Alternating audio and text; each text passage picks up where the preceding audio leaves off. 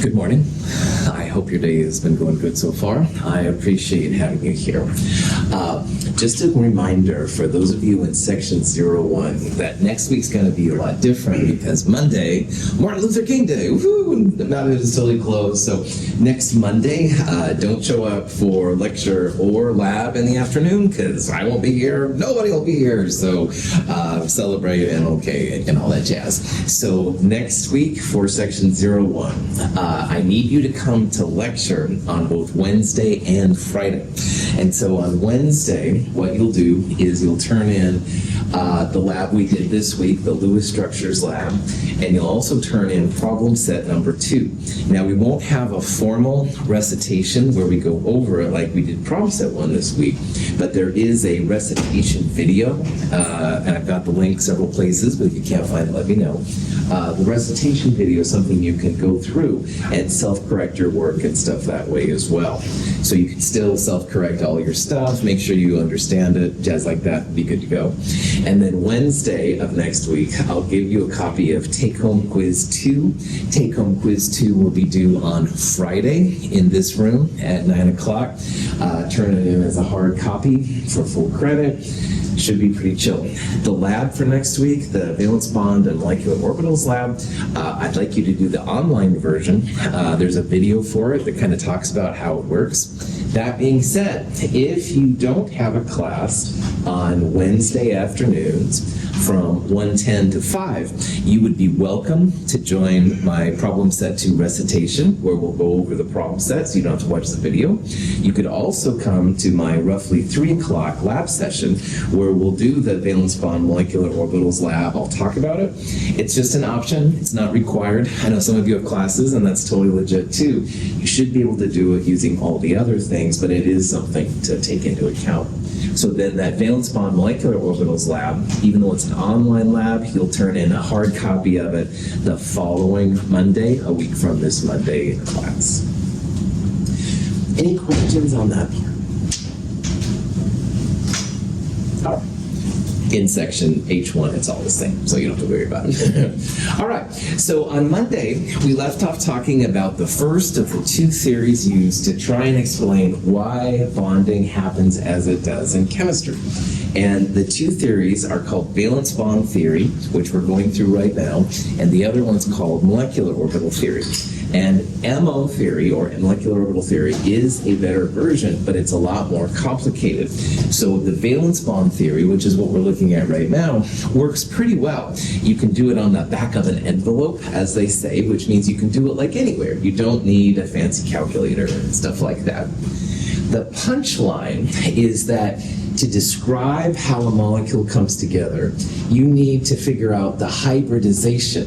And the hybridization is directly linked to the electron pair geometry.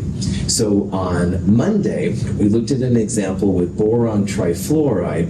BF3 has a trigonal planar electron pair geometry. And anything trigonal planar, you're going to call sp2 hybridized. And what we saw on Monday is that sp2 came from 1 s orbital and 2 p orbitals. So you end up making these 3 sp2s. And where they got this from, which is really weird, is that each orbital is 1 part s and 2 parts p. Whatever. Anyway, it's a weird theory. It works pretty well, but we are going to look at a better version of these theories here in a little bit. But for right now, let's use valence bond theory to understand what's happening in a molecule like CH4. Now, CH4 is methane. If you have a natural gas oven at home, you're using methane. We use methane in Bunsen burners and stuff like that, very common. But anyway, methane is a tetrahedral carbon. The hydrogens want to be as far apart from each other. We would describe it using Lewis bond theory and Vesper as tetrahedral EPG and MG, and the angles are 109, stuff like that. But the question really should be, how the heck do you go from 2s orbitals, which are basically beach balls, and 2p orbitals, which are basically figure eights? How do you go from those into tetrahedrons? How do you get from, at best, 90 degrees and 180 degrees to 109 degree angles? And this is where this idea of hybridization comes in. So all of those atomic orbitals are mixed, which is what hybridize means, just mixed together. They're mixed together, and they all become the same energy, and they want to be as far apart from each other as possible. That's where the 109-degree things comes from. All these hybrid orbitals are just little balls of negative electrons, all right? And they want to be as far apart from each other as they can. Opposites repel. And so they'll naturally take on the tetrahedral arrangement. That's kind of the general idea of these particular pieces. So this is just an example showing how the... Hold on, my volume was not set correctly here. You know, I checked this like 5 times. It was always doing it naturally. Now it's not. So anyway, that problem. Valence orbitals of carbon are the 2s orbital and the 3 2p orbitals. When these atoms form methane, their orbitals are thought to hybridize to form 4 equivalent orbitals. Because each hybrid orbital for the carbon atom is composed of 1 part s orbital and 3 parts p orbital, they are called sp3 orbitals. The energies of the hybrid orbitals are the average of the original atomic orbitals. So carbon is in group 4a, and that means it has 4 valence electrons. And we talked about earlier how carbon is 1s2, 2s2, 2p2 when it's in an individual atom. We don't care about 1s2 because their core, it's the 2s2, 2p2 electrons here which are happening. And what happens is 2s was initially lower and the 3 2p orbitals were higher. So when the molecule is made to make this CH4, the 3 2p's and the 1 2s mix, and that's what hybridize means, all right? And there's some rules in quantum mechanics so that if you have 3 plus 1, 4 atomic orbitals, you have to make 4 molecular orbitals. The orbitals must match. So you end up with 4 sp3 orbitals, and each of them is from 1s and 3 p's. That's where it comes from. But the important part here is that they're all the same energy, all right? So there's no preference for electrons necessarily going in one or the other. So they all are the same energy, and those 4 electrons, 2s2 had 2, 2p2 had 2, those 4 electrons, one goes in each of the sp3 orbitals. So this picture right here shows the 4 sp3 orbitals in the raw, if you will. And each of them has 1 electron that's ready to bond. And this 1 electron bonds with the hydrogen's 1 electron to make the bonding, or the bond that comes between them, the atomic bond. So this is a picture, supposedly, of those sp3 hybridized orbitals. Now, the punchline of all this is that, man, if you see an electron pair geometry that's tetrahedral, you're going to claim that it's sp3 hybridized, all right? So if all this mixing and atomic orbitals and stuff is like wah, wah, wah, wah, and peanuts, I understand. Electron pair geometry is tetrahedral, which is sp3. Questions? A methane molecule forms when 4 hydrogen atoms form sigma bonds to the sp3 hybrid orbitals of the carbon atom. So a bonding pair is where an electron comes from the first atom and an electron comes from the second atom. And what we're looking at here are the actual dynamics of how this works in valence bond theory. The sp3 orbital on carbon, which is that thing, mixes with the 1s orbital on the hydrogen. The overlap right there is the result of the line you draw, all right? That's what the line means. It's a mixing of those orbitals. So if you see a molecule like CH4, in valence bond theory, the central atom is the one that's hybridized. So the carbon would be sp3 because it's tetrahedral. The outside atoms are not hybridized. They would use just their atomic orbitals. So hydrogen would use 1s orbitals because hydrogen is 1s1 from these kind of things. Everything goes to 109 degrees. Cool for school. Questions on them? All right, so this is like an overview. On the left-hand side are the atomic orbitals for carbon, the valence electrons. 1s2 is not shown because it's core. It's too deep into the atom. It doesn't react. But 2s2 and 2p2 are the orbitals shown right here. So this one would have 2 electrons, and you can imagine there'd be 1 electron here, 1 electron here, and this one is empty. All right, and when they hybridize, when they all mix together, you don't have a lower and 3 higher orbitals. You end up with 4 orbitals all in the same energy. And you can't create or destroy energy, so you'll notice that these orbitals went down a little bit, this orbital went up a little bit, so you have the overall same energy, but each of those orbitals has now 1 electron in it. And those 1 electrons can bond with a hydrogen, for example's 1 electron, to make the bonding pair that we're used to right there. This is the idea in hybridization. All right. So again, central atom is hybridized. Just look for the electron pair geometry. Use one of these terms right there. Good to go. So here's like an overview, which is better than my chicken scratch on the chalkboard. Literally look at the electron pair geometry to discover what the hybridization is. So the hybridization, if it asks about hybrid orbitals, if it asks about hybridization, all these answers are the same. You'll have one of these 5 things right here. And to find out which one, you use the electron pair geometry. So if you have an octahedral system, that would be sp3d2. If you had a linear system like carbon dioxide, you would say that it's sp, all right? We're going to talk about these other p orbitals. When you hybridize, for example, the trigonal planar sp2, there was 1 p left over. Remember, there are 3 p's and 1 s, so they're all used here, but then there's 1 left over here, and there's 2 left over here. And we'll talk about how those can be helpful in just a second. And then finally, in the old days, they used to call this DSP3 and D2SP3.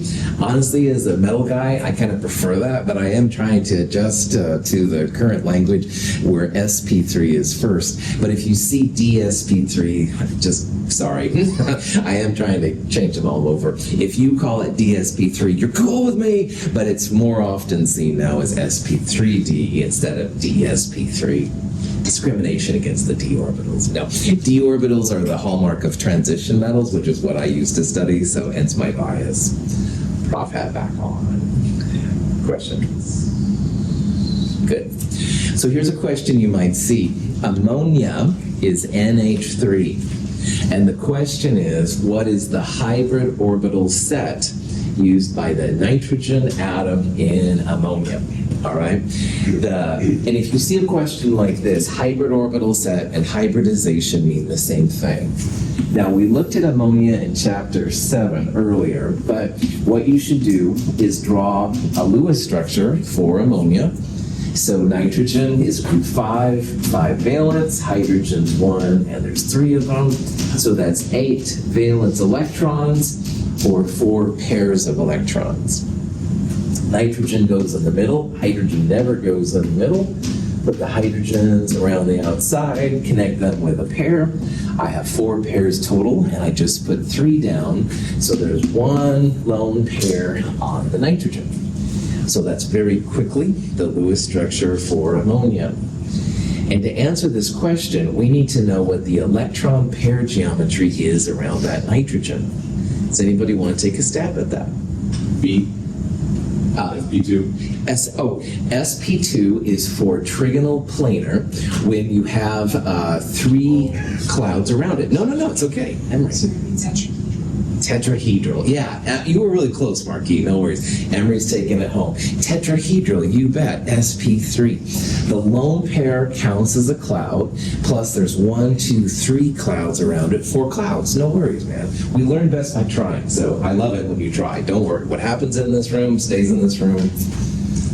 I can go through and edit your name out later if you want me to. I can do that for you, Marky. Prophet.com, you let me know. Anyway, I'm glad to have you all here. Questions? Kumbaya.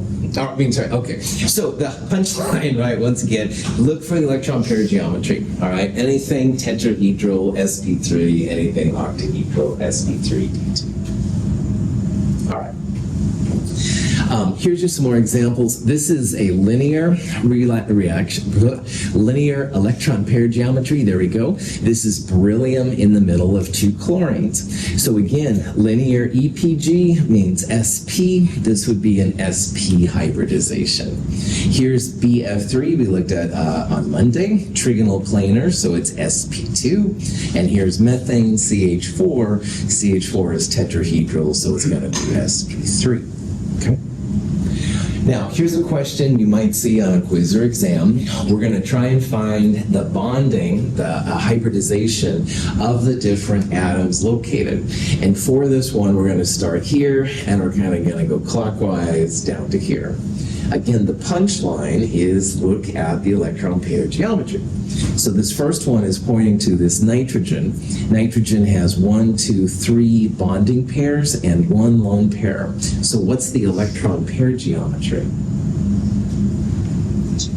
Tetrahedral, that's right.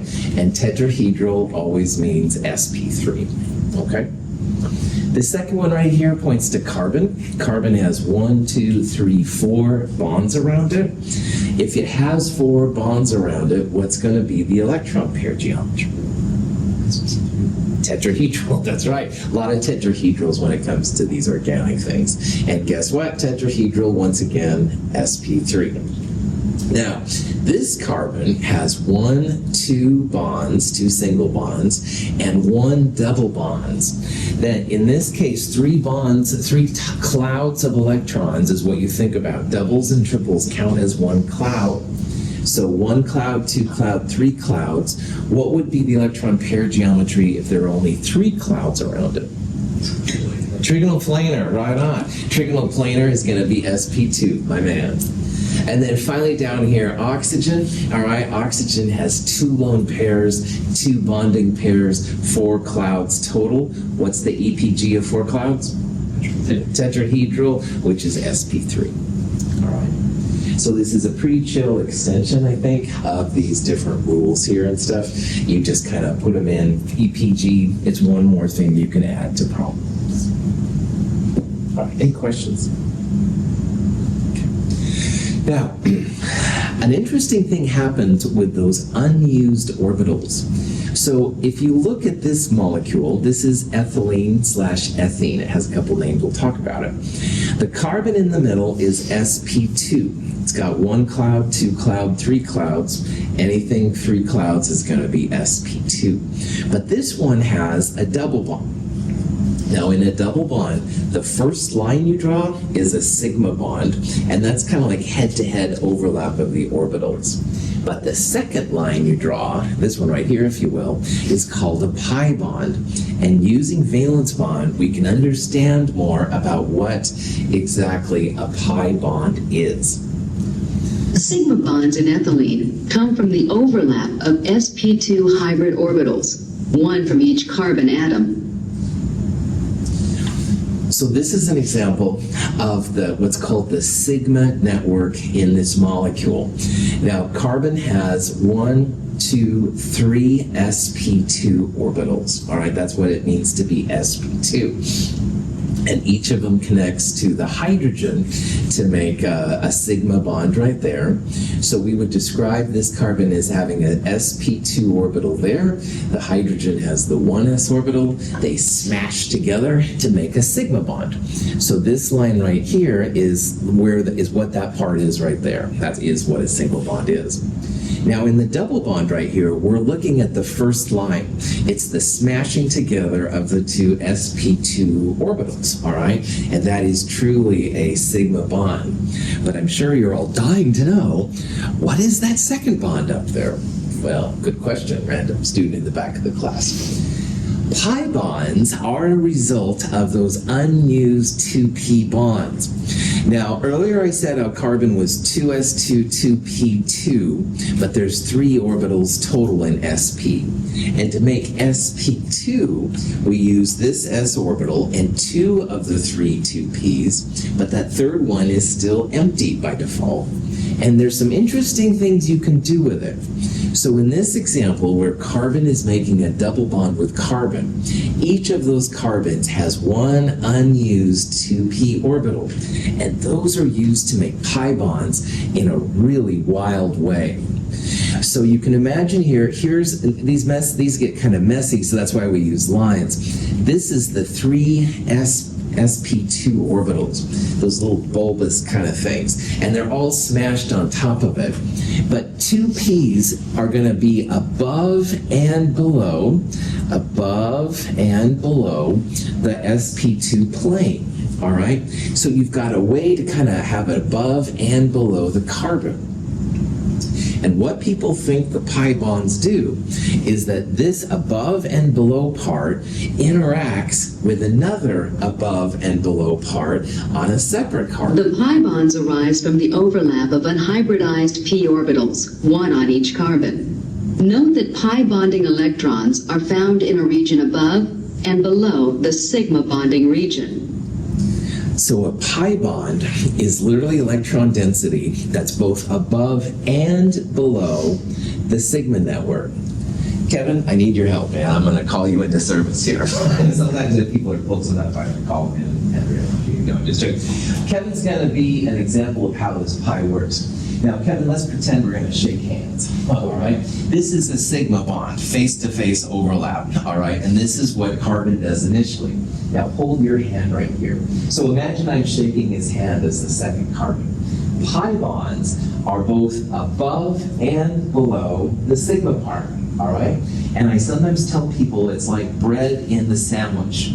So Kevin is the meat, peanut butter and jelly, whatever your favorite sandwich is. But I am the bread above and below, all right? So a pi bond has 2 places to it. Sigma is just one, all right? But the pi is both above and below. Now imagine that Andre's going to come and react with this molecule. Do you think it's going to be easier for molecule or Andre to react with the bread or with the stuff inside? Bread. Bread, you bet. Those pi bonds are more reactive than the sigma bonds. All right. So pi bonds are kind of a trip, all right? It's above and below. Shield over the Enterprise, whatever you want to use, it totally works here. It is totally a trip. But they are in a different space. They are more reactive usually than the sigma bonds. Sigma bonds will often sit there while the pi bonds will react. When we look at both sigma and pi bonds, we see that the CH2 fragments are coplanar and that ethylene is a flat molecule. So this is the whole C2H4 sandwich, all right? Now, right now, I wish they would have rotated this 90 degrees. Right now, this is one piece of bread, all right? And there's another piece of bread over under it, all right? And then the middle part right here, which you can just barely make out, that's the sandwich, the meat, the peanut butter and jelly, whatever you want to use, part of it, all right? These pictures try to show this is the sigma network. This is the actual contents of your sandwich, if you will, peanut butter and jelly, whatever. And this is the bread that goes on top of it. So pi bonds are more interesting than you might have thought, all right? It's not just a head-to-head overlap. It's actually above and below. Above and below is one bond, which is kind of a trip. Any questions on that? Triple bonds are the ultimate kind of sandwich. Now, I won't do this because Kevin's already been totally cool. C2H2 actually has a triple bond. When you draw it, it's a carbon-carbon triple bond. So in the middle of this super sandwich, if you will, all right, you have the sigma network. That's the peanut butter and jelly, meat, whatever you want to put into it. Then you have a normal piece of bread, like above and below on top of it. But the triple bond actually has bread to the right and the left, all right? So, whoa, super sandwich, right? Stuff in the middle, bread above and below, and bread left and right. That's what a triple bond is. So, boy, triple bonds are just bustling out with electron energy. And it's those pi electrons which almost always are the ones to react. Sigmas are usually the hardest to react because they're held on the tightest, they're hardest to get to and stuff like that. So this is the purpose of those extra bonds and stuff inside there. Now we'd still say that carbon is sp hybridized. It's a linear electron pair geometry, all right, and linear means sp. But now you know that if you have a double bond, it's one set of bread above and below, if you will. If you have a triple bond, you've got sigma above and below bread and left and right bread. So that being said, how many total sigma and pi bonds are there in C2H2? Now, I'm going to redraw here real fast the Lewis structure for C2H2. It has a triple bond in the middle, and the outside ones are carbon hydrogens. Now, first of all, what kind of bond connects the hydrogens to the carbon? Is it sigma or pi? Sigma. Sigma, that's right. So one sigma here, and this triple bond now, the stuff in the middle, Kevin's hand was the sigma bond. My first set of bread was like this bond right here, and I didn't show it, but you could have a second set of bread right there. So a triple bond is 1 sigma plus 2 pi. So this molecule has 1, 2 in the middle, 3 sigma bonds, and 1, 2 pi bonds.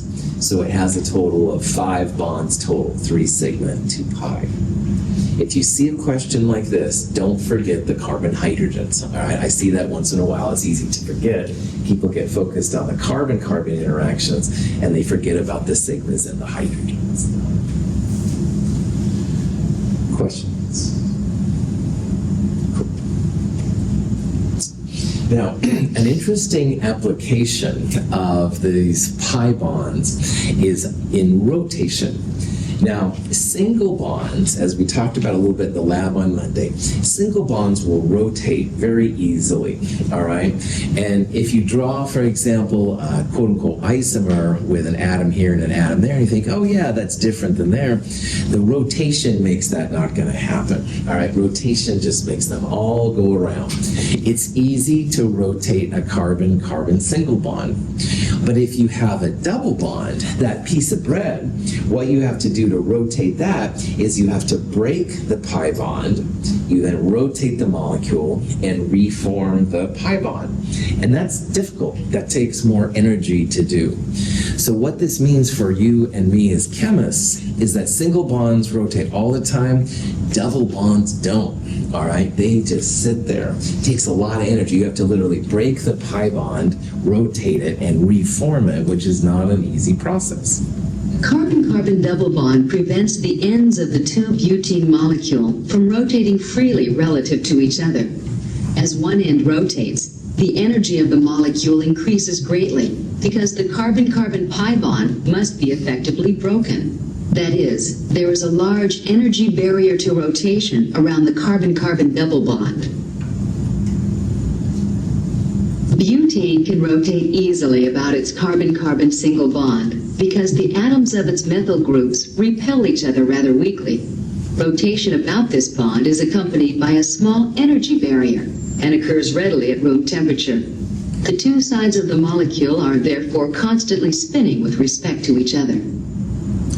This compound has a double bond between the carbons, and this compound has a single bond between the carbons, but everything else is the same. You've got a CH3 above and below, CH3 above and below. And when you're looking at these two graphs, notice the difference in energies. All right, so from the top to the bottom, 230 minus about 30, it's about 200 kilojoules. And top to the bottom here, it's roughly 80 to 20, it's roughly 60 kilojoules, all right? So this is a lot bigger barrier than this one is right here. And what this tells us as chemists is that making this version rotate, go to that version, you're going to have to break that bond. You break the bond, you twist it, and you reform it, which takes roughly 200 kilojoules per mole. On the other hand, you want to rotate this thing to up here, it's a lot easier. 60 kilojoules per mole is easier to do at room temperature than this one would be to do at room temperature. So just realize in your own mind that double bonds are not considered to twist, all right? Yes, you can make them happen, but it takes a lot of energy. Single bonds rotate really, really easy. This is something you'll talk about in organic chemistry if you take that one day, but just realize those double bonds pretty much locked in place unless you really, really, really want to do something about it. Questions? Okay, so valence bond is great for a lot of simple things. It helps us explain what pi bonds are, which is cool, and we use these hybridization values to figure out how things mix together. But there's a lot of limitations to it. People try to apply math to it, and honestly, it doesn't work out super well. So what we're going to do now is look at the other theory. It's abbreviated MO, and the MO stands for molecular orbital theory. And this stuff is super, super powerful. It'll account for things like the magnetism of a molecule in ways that Lewis structures and valence bond will not. It can account for color. We won't talk about this, but it can actually account for why some substances are red or green, stuff like that. And it definitely does a great job about bonding. MO theory is an extension of atomic orbital theory that we looked at in Chem 221. And in Chem 221, we did things, for example, for lithium right here. Lithium is a 1s2, 2s1 electron configuration.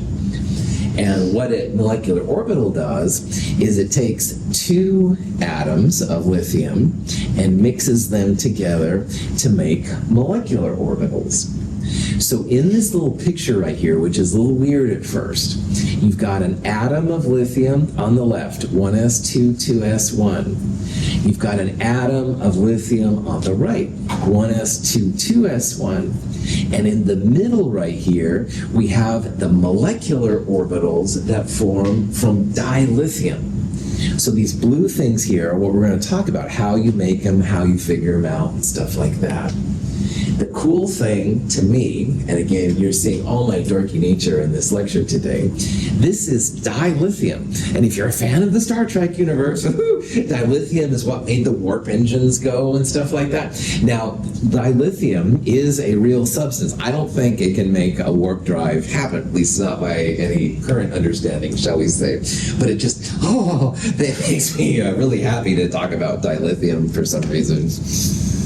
Anyway, prop that back on. So, backing up. Molecular orbital theory is an extension to the atomic orbitals that we looked at in Chem 221, all right? And when you have a diagram, an MO diagram, atomic orbital on the left, atomic orbital on the right, and molecular orbitals in the middle, okay? From a molecular orbital diagram, you can see what kind of orbitals you have. So in atomic orbitals, we have like 1s, 2s, 2p, that kind of stuff. But with molecular orbital theory, we talk about bonding orbitals and anti-bonding orbitals a lot. And you can have non-bonding orbitals, although we won't talk about it. The book does a little bit. So focus on the bonding and the anti-bonding orbitals. The problem with MO theory, though, is that, gosh darn it, it is complicated. To do even simple molecular orbital diagrams takes some knowledge, and if you get much more beyond that, you need supercomputers. People talk about quantum computing and stuff like that. This is what quantum mechanics is for, all right? The math is just crazy. So in Chem 222, we're going to look at just the simplest examples. We're only going to look at two atom systems, diatomics, all right? And we're only going to use atoms from the first and second periods up to neon. So we're not going to look at anything, say, for example, like CH4, we talked about earlier. Way too complicated for our level of MO theory. We're also not going to look at things like chlorine, Cl2, because chlorine is in the third period. We want to look at only first and second periods only. But from this kind of real basic version of MO theory, we'll be able to get a lot of information out of it, which is really, really cool. And I keep hoping that one day you'll have a TI 2000 calculator, all right, or something, and it will be able to, spit out molecular orbital theory information. That would be pretty cool. But not quite there yet. So in the meantime, we'll look at some MO theory, and then later on, if you do MO theory, you'll kind of have a feel for what's going on. So, any questions? What science is MO theory used for then, or what study do you have? Yeah, anything with bonding, Marquis works really well. So chemistry, big time. You could eventually apply it to biochemistry, proteins, molecules, so the biologist would use it. But again, it's so complicated that even doing more than what we're going to do just takes really hardcore computing power.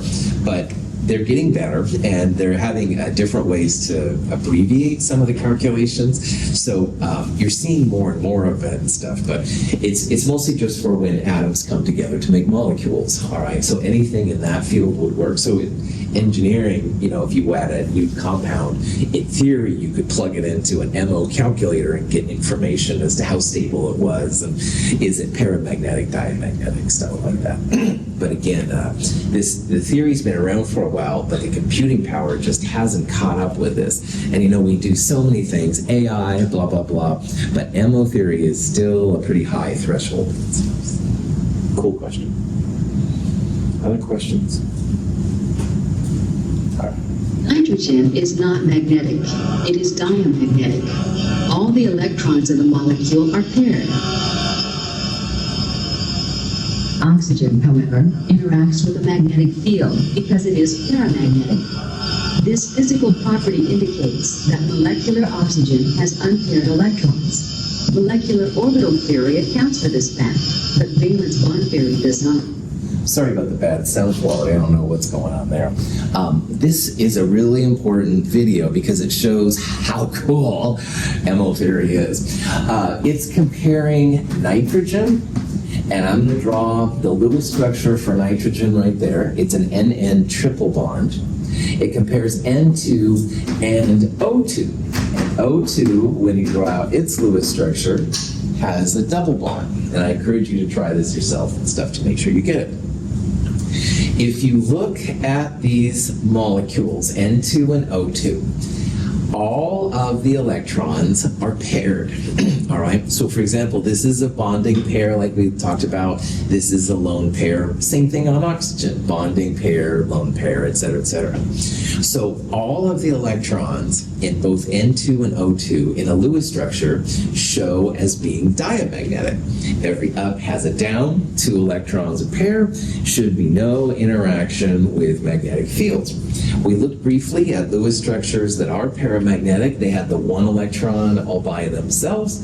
No single electrons are showing on N2 or O2. So when you place N2 through this supermagnet, this power magnet, electromagnet, the N2 just goes on through, all right? N2 truly is diamagnetic. And if it is diamagnetic, there should be no interactions with magnetic fields. However, oxygen sticks between the electromagnetic plates. And that shows that, whoa, oxygen is actually paramagnetic. Now, the Lewis structure doesn't show that at all. Like, there's no single electron all by itself, all right? You've got pairs of electrons, either lone pairs or bonding pairs, but there's no electrons there. So for all I've been making you go, oh, wow, Lewis structures are cool, now I'm starting to show you that there's some breaks in it, all right? Because O2, according to this video, should be paramagnetic. It should have an odd electron or 2 running around. And that's not what the Lewis structure shows. So Lewis structures, Vesper, and even hybridization theory don't do anything with O2's paramagnetism. But man, MO, Oh yeah, molecular orbital brings it out and shows that, yep, it's paramagnetic. And so our theories here are not as cool sometimes as we like them see. So MO does a better job with certain compounds showing their magnetism much better than the Lewis structures / hybridization theory will. And that's one of the big advantages to MO versus valence bond theory, jazz like that. Yeah. So I guess the question would be, obviously, we're not learning this in the book, but could lone pairs potentially resonate? I mean, according to this, could that be what's happening, that that's actually a lone pair that's resonating back and forth between either side of those? Yeah, it's actually making this one they think is splitting it to 1 and 1. So you actually have like half of a bond here, and the odd electrons are on each side of them. We're going to see that there are 2 unpaired electrons, which is kind of wild. So it's going to give us a better picture of what's going on. So it's more, I would argue, Marquis, it's more about the bonding pairs than the lone pairs, but you've got the right idea. Something else is happening besides just this part right here. Cool comment. Yeah. Other questions? All right. So to understand MO, you really need to understand there's like 4 basic principles that apply. And this is pretty chill and stuff like that, but they're important to talk about. I mentioned earlier how the number of atomic orbitals have to equal molecular orbitals when it came to hybridization, and this applies to molecular orbitals too. So if you have a total of 4 atomic orbitals you're putting in, you must have 4 molecular orbitals coming out. And if you have 10 atomic orbitals, you're going to have 10 molecular orbitals, stuff like that. So the s2 1s orbitals will form 2 molecular orbitals. And if you have a total of 4 orbitals, atomic orbitals, they will make 4 molecular orbitals. So again, whatever you put in, you're going to have the same number of orbitals out. And this applies across the board. It has to do with quantum mechanics. We don't need to worry about that. Just do realize that number of orbitals in equals number of orbitals out. So that being said, if we have 2 oxygen atoms that have 1s2, 2s2, 2p4 atomic configurations, how many molecular orbitals would you expect? Now, s orbitals, this is the 1s subshell technically, and s has 1 orbital. So in Chem 221, we drew 1 box for the 1s orbital. The box is an orbital, all right? So this would be 1 box, and the 2s would be the same way. We would draw 1 box for that one. But how many boxes did we draw for the 2p set?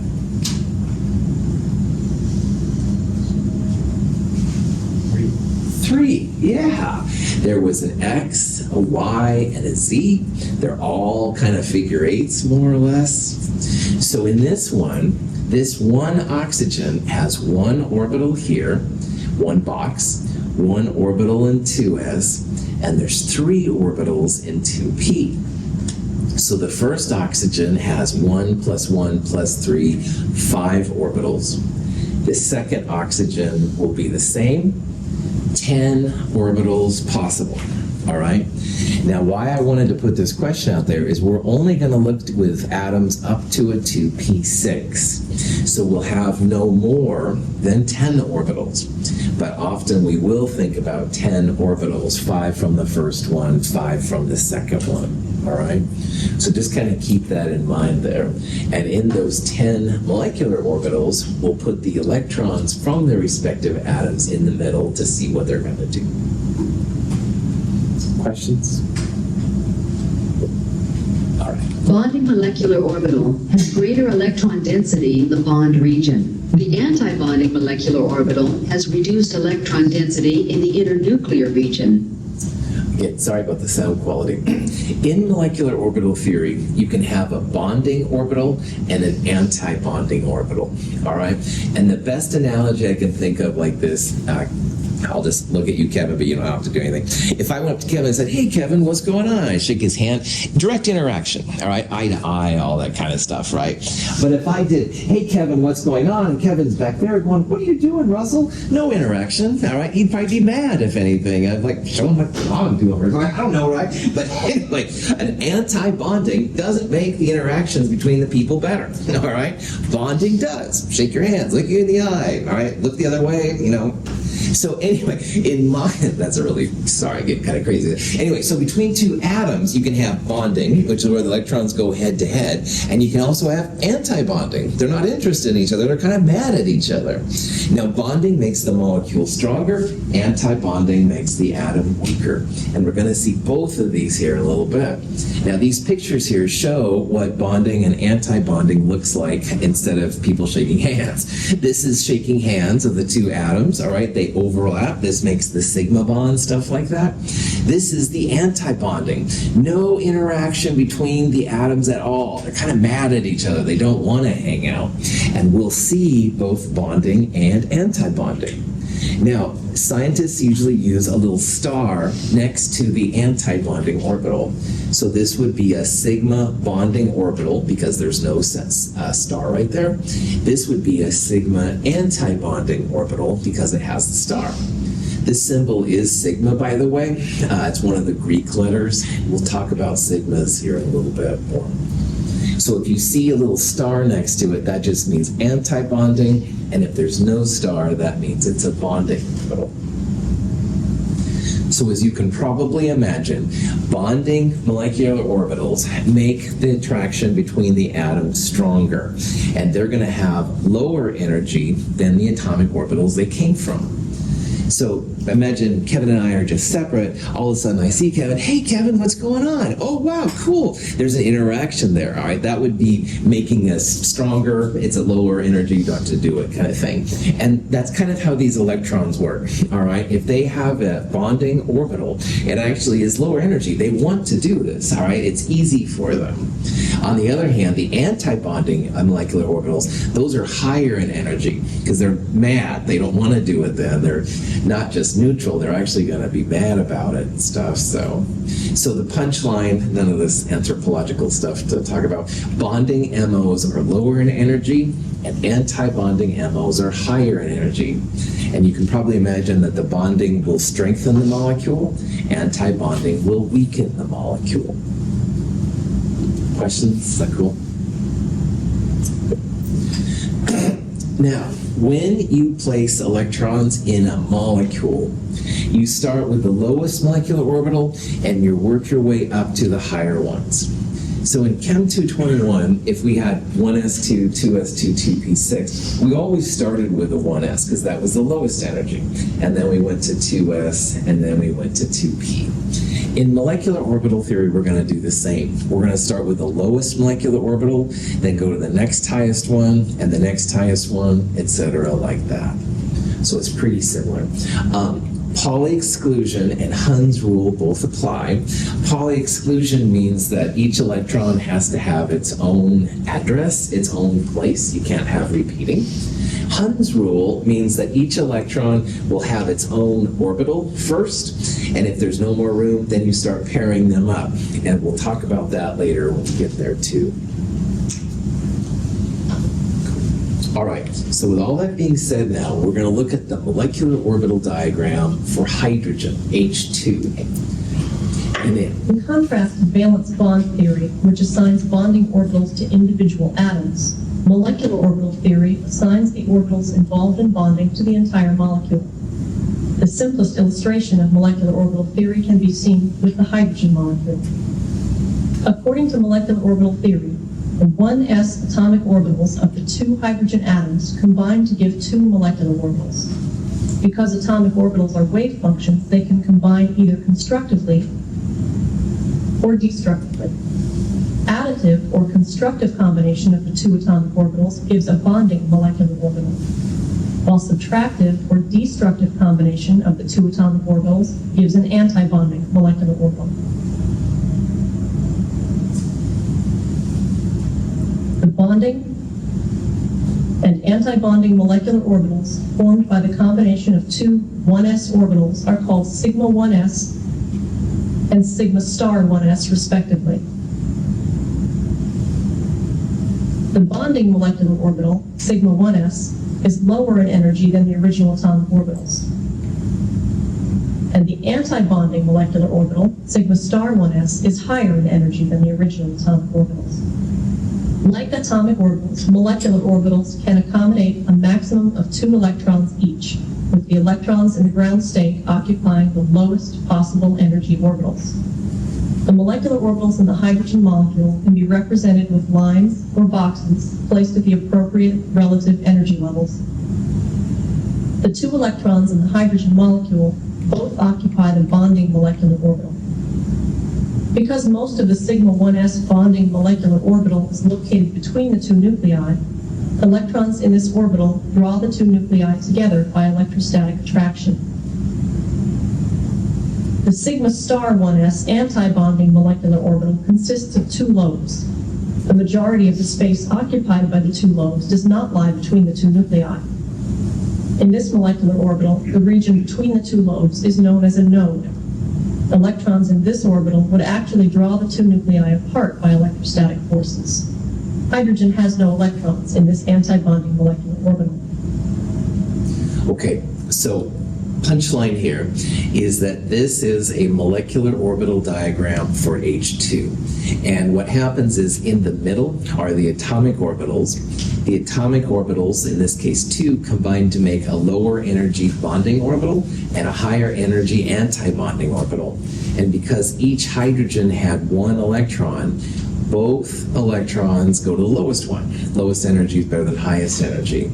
So this part right here is how we would describe the molecular orbital for H2. I'm out of time. We'll start up this on Friday, but this gives you a taste for what MO theory is all about. Oh joy. Have a good day. See you on Friday.